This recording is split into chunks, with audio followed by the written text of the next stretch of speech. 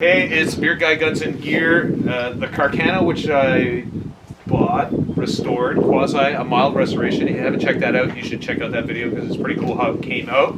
A couple of things that I would improve as I went on, but again, it came out very nice. I'm going to talk a little bit about the loading of this firearm because it is very, very, very strange. And a little trick to check, like to see how badly worn the barrel is.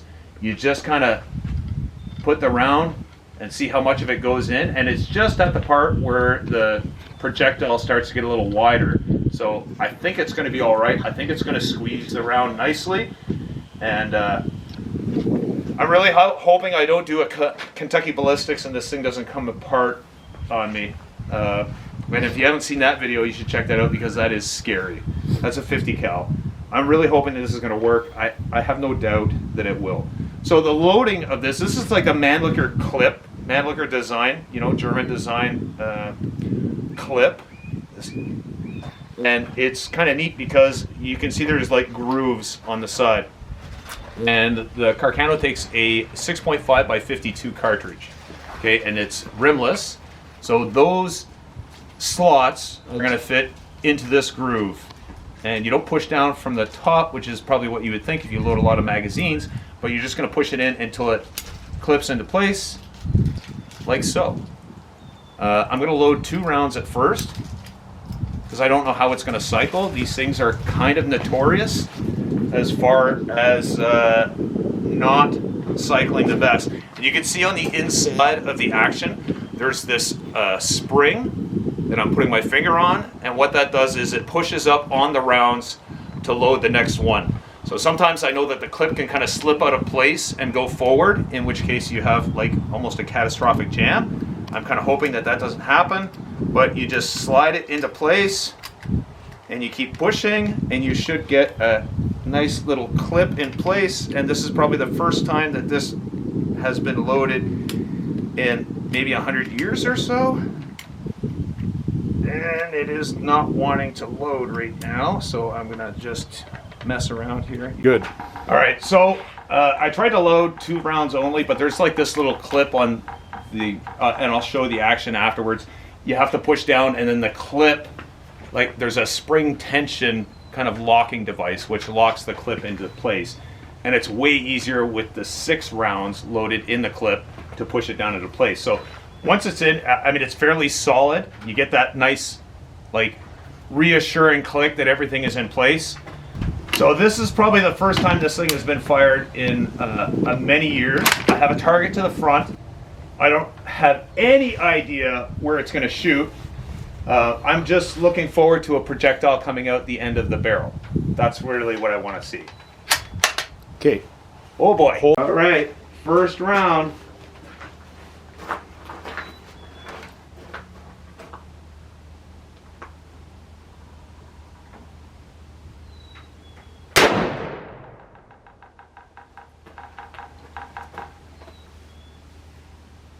Okay, so the round went that way.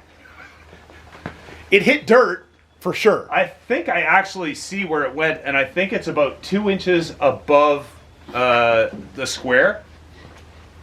There's an empty cartridge in it. I'm gonna walk, and here we are shooting on a green flag. So, well, now I'm not nervous. Yeah. So perhaps my follow-on might be better. Hold on, let me get on the hell the targets go. Cycles well. Yeah. Yeah, that came out really smoothly. All right.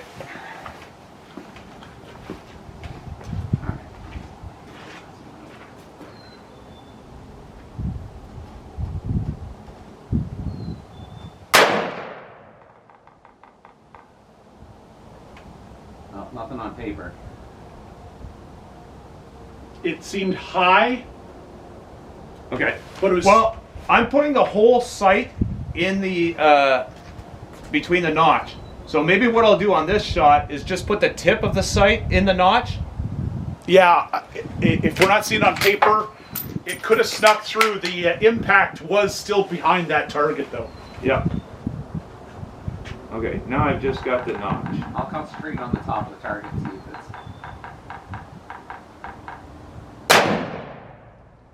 Alright, that one was high right. It actually hit, I'm pretty sure it hit the right bullseye splatterburst. Fucking hell, that thing is... yeah, the steel butt plate is, Brisk? is not comfortable. Hey there, YouTube friends and family. It's Guy with Beard, Guns, and Gear, and I have the Carcano 6.5 here in front of me, the Cavalry Edition, that I did the minor restoration on. If you haven't checked that video out, go check it out. It's very cool, came out good. The stock, I mean, as I told you before, the stock was really hurting. So, anyway, I'm pleased with it, and so I took it to the range for the first time because I didn't know if it shot. I mean, I don't even know the last time it did shoot. When I looked it over, you know, I made sure everything looked solid, everything looked in good working condition. The chamber was, you know, everything was fine. There didn't seem to be any obvious problems, but when you don't know, you don't know. And I've seen enough videos online of rifles blowing up. All I could think of was Kentucky ballistics, and I didn't want something like that happening, obviously. So, anyway, I took it to the range, and I think I fired 20 rounds. The only thing I'll say is that clip loading mechanism, it's really good for the first 5 rounds, and then sometimes it has a little bit of an issue picking up that 6th round. So what you kind of have to do is push it forward a little bit and tip it up, and then just like slowly feed the last round. But everything else worked really well. The action is much smoother on this now than it was when I bought it, and it shot them all.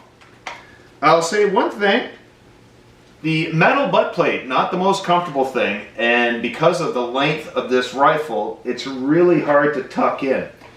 The other complaint I have about this, and I don't know if I'm going to do anything about this or not, but very difficult to make out that front sight. And I told you before, right, the butt was probably used for a hammer, while this was probably used as a screwdriver or a pry tool in some cases, because the front blade sight does look a little beat up. Yeah. So anyway, we were shooting low the whole time, and it was probably more to do with just not getting a great sight picture. I mean, very rudimentary rear aperture sight on this, really rudimentary. So, and really hard to make out the difference between the front sight because it's black on black. And we were shooting a lot of times at a dark target. So, anyway, it shot. Nobody died, which I'm really happy about. Nobody got injured. Nobody received any shrapnel. And I mean, for a 100-plus-year-old rifle, I couldn't ask for any more. So anyway, check out the video. Well, obviously, I'm going to have, but check out the other Carcano videos about the restoration and the process, and a mild restoration. If you're looking for a project, you want to get into it, go find yourself. These are available right now for about $300, but they're not going to last long. And if you're just like me, you walk past those crates of SKSs, you know, that were $110, and you said, nope, don't need it, don't need it, don't need it. I'm looking for something else. And then, you know, fast forward a few years down the road, and we all regret that. But you can find these right now, and this is probably one of the few mil-serp rifles that you can find that's not going to cost you very close to the $1,000 range. So pick them up, even if they need a little work. Don't be afraid. Get your hands dirty. There's some great bluing kits out there, and I believe in the restoration one I actually make mention of that. But they're cool firearms. I love old firearms, and this thing is just cool as can be. All right. Again, Guy with Beard, Guns, and Gear. I hope you have a fantastic evening. Don't forget to click that like and subscribe, please.